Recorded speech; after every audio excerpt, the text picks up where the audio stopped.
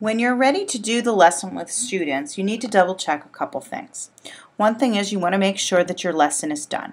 So if you click on the lesson in the lessons and assessments, you will see the lesson in here. The other thing that you want to check is that you actually have a class of students and your students listed within your class.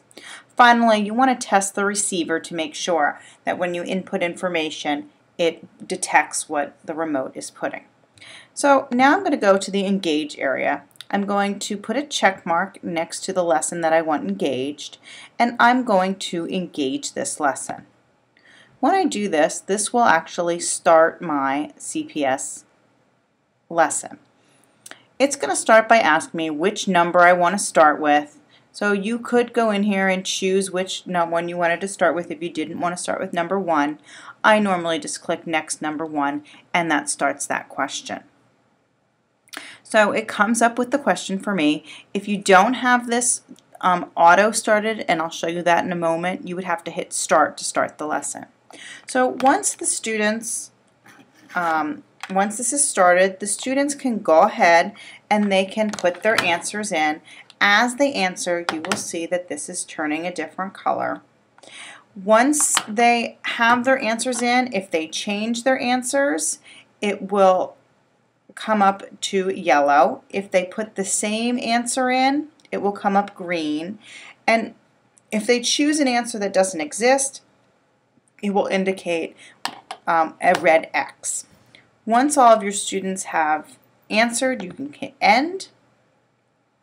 It will end this and it will show them the correct answer. It will also, depending on your settings, show you how the students answered.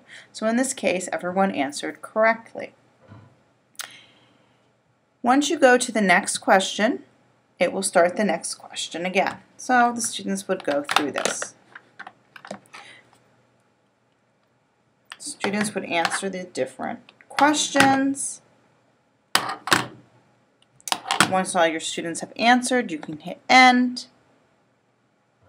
You can see their results and move through. Once your students are all done, you can go ahead and you can click on the close the question window. And then when I close that, it will end my session.